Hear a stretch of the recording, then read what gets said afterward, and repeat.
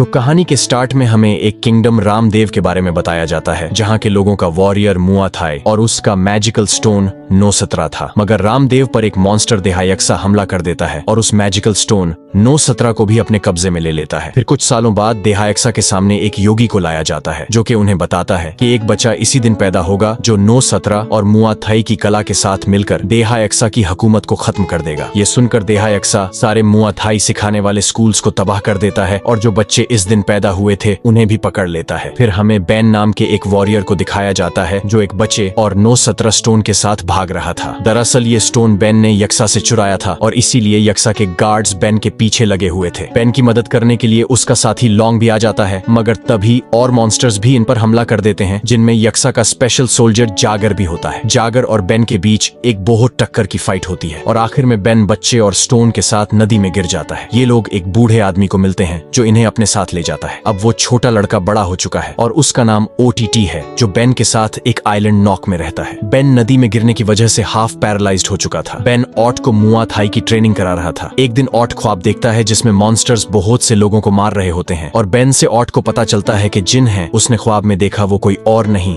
बल्कि ओटीटी के माँ बाप ही थे। बेन ऑट को बताता है कि जब वो नो-17 को लेकर भाग रहा था तो ओटीटी को उसके माँ बाप ने उसे दिया और वो उसके साथ यहाँ तक पहुँच गया। हमारा अब ये मकसद है कि किसी तरह ये स्टोन नो-17 को उस रॉयल चाइल्ड तक पहुँचाएं ताकि वो यक्सा की हुकूमत को खत्म कर सके। और अब ओटीटी ही उनकी आखिरी उम्मीद है। इसके बाद ओटी भी मुआ थाई सीखने में लग जाता है। बेन से उस आइलैंड में उसका दोस्त लॉन्ग मिलने आता है। लॉन्ग बेन से वो स्टोन मांगता है ताकि वो रॉयल चाइल्ड को ढूंढ कर उसे दे सके, मगर बेन इनकार कर देता है। इसके बाद लॉन्ग उस आइलैंड में एक फ्लैश फायर करता है जिससे यक्सा के गार्ड्स को उनकी लोकेशन मिल जाती है और अब वो उनके आइलैंड में हमला कर देते हैं। वहाँ ओटीटी बेन के पास जाता है, जहाँ बेन को एक मॉन्स्टर मारने ही वाला होता है कि तभी ओटीटी उसे बचा लेता है। अब ओटीटी बेन और वो बूढ़ा आदमी मिलकर सारे मॉन्स्टर्स को मार देते हैं। बेन अब लॉन्ग को मारने ही वाला था कि वहाँ जागर भी आ जाता है। जागर एक एक करके सबको हरा देता है और अब ओटीटी को मजबूरी में वो स्टोन लेकर वहाँ से भागना पड़ता है और वो एक आइलैंड में आ जाता है। अब ओटीटी भी अपने आप को प्रिपेयर करता है ताकि वो ये स्टोन रॉयल चाइल्ड को दे सके। वहाँ यक्सा लॉन्ग की नाकामी की वजह से बहुत न खुश था। ओटीटी अब वहाँ के लोगों से रामदेव किंगडम का एड्रेस पूछ रहा होता है कि उसे महसूस होता है कि कोई तो उसका पीछा कर रहा है। और अब जब वो अपना बैग चेक करता है तो वहाँ पर स्टोन नहीं होता और इसके बाद ओटीटी भी उसका पीछा करता है और उसे पता चलता है ये तो कोई मंकी है। उस मंकी को एक रेड मॉन्स्टर अपने साथ शिप में ले जाता है और ओटीटी भी उस शिप में चढ़ जाता है। ये शिप यक्सा के आदमियों की थी और यहाँ पर हमें एक ब्यूटीफुल लेडी भी कैद हुई नजर आती है। फिर ओटीटी भी उस मंकी तक पहुँच जाता है और ओटीटी को पता चलता है कि ये एक दूसरे के दुश्मन नहीं बल्कि दोस्त हैं। फिर बहुत सारे मॉन्स्टर्स इन्हें घेर लेते हैं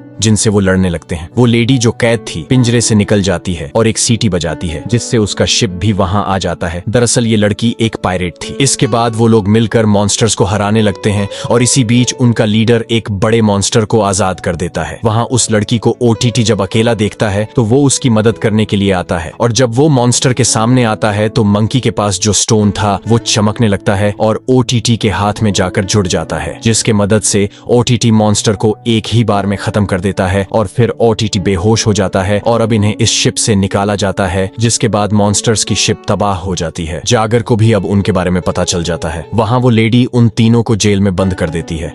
मंकी ओटीटी को अपने बारे में बताते हुए कहता है कि वो एक प्रिंस था मगर उसके किंगडम को यक्सा ने तबाह कर दिया और वो मॉन्स्टर उसे बताता है कि वो अपनी आर्मी का जनरल था मगर एक इंसानी लड़की से प्यार करने की वजह से उसे निकाल दिया गया। फिर वो रेड मॉन्स्टर जिसका नाम मरदा था ओटीटी को बताता है कि जिस स्टोन को उसने यूज किया उसे सिर्फ कुछ स्पेशल लोग ही इस्तेमाल कर सकते हैं। इनकी बातें वो लेडी भी सुन रही थी जो इन्हें अपना नाम लान बताती है। लान के भाई को यक्सा ने कैद किया हुआ था और वो इनकी मदद से अपने भाई को आजाद कराना चाहती थी और इसके बाद वो इन्हें आजाद कर देती है। इनकी शिप पर अब जगर हमला कर देता है और फाइट के दौरान जेगर का मास्क उतर जाता है जिससे ओटीटी को याद आता है कि ये तो वही है जिसने उसके पेरेंट्स को मारा था। इसी बीच इनकी शिप जमीन पर क्रैश हो जाती है और यहाँ पर जागर ओटीटी को मारने ही वाला होता है कि तभी वो स्टोन फिर से ओटीटी के हाथ पर फिक्स हो जाता है, जिसकी मदद से ओटीटी जागर को हरा देता है मगर वो उसे मारता नहीं है। जाते जाते ओटी को जागर बताता है कि बहुत जल्द ही यक्सा रॉयल प्रिंस को मारने वाला है, इसलिए उन्हें जल्दी करनी होगी। ओटी बेन के बताए हुए रास्ते से होते हुए रामदेव में पहुंच जाता है, जहां वो किसी तरह रॉयल प्रिंस को बचा लेता है और उसे वो स्टोन दे देता है। ओटीटी ने जिसे स्टोन दिया है वो असल में यक्सा ही है। यक्सा को देखते ही मंकी उस पर हमला कर देता है, मगर यक्सा उसे पकड़ लेता है और हमें यहाँ पता चलता है कि मरदा असल में यक्सा का भाई है। इसके बाद यक्सा उस स्टोन को आग में जलने के लिए फेंक देता है। यक्सा अब मरदा से कहता है कि अगर वो अपनी लवर की जान को बचाना चाहता है तो उसे अपने दोस्तों को मारना होगा, मगर वो ऐसा नहीं कर पाता और यक्सा उसकी लवर को मार देता है। इसके बाद यक्सा और मरदा के बीच फाइट होती है, मगर यक्सा बहुत ताकतवर है, इसीलिए वो मरदा को आसानी से हरा देता है। इसी बीच वहाँ पर जगेर आ जाता है और वो ओटीटी को आजाद कर देता है और अब ओटीटी के पास वो स्टोन आ गया था, मगर यक्सा के एक ही बार से ओटीटी की मौत हो जाती है और वो स्टोन भी टुकड़े टुकड़े हो जाता है। सबको ऐसा लग रहा था कि सब कुछ खत्म हो चुका है, मगर तभी अचानक स्टोन में एक्टिविटी होने लगती है। दरअसल दोस्तों ओटीटी ही वो रॉयल चाइल्ड है और अब वो यक्सा से लड़ने के लिए तैयार हो जाता है। ओटीटी और यक्सा के बीच फाइट शुरू हो जाती है। यक्सा ओटीटी पर अपनी पावर से हमला करता है, मगर ओटीटी उनसे बच जाता है और अब ओटीटी यक्सा पर हमला करता है, जिससे यक्सा महल के बाहर आ जाता है। यक्सा अपनी पावर्स का इस्तेमाल करते हुए साइज में बड़ा हो जाता है, मगर ओटीटी अपनी मुआ थाई की टेक्निक से यक्सा को मार देता है और उसकी हुकूमत को खत्म कर देता है। और इसी तरह हमारी कहानी का द एंड हो जाता है। और जाते जाते हमारे चैनल को सब्सक्राइब जरूर करें।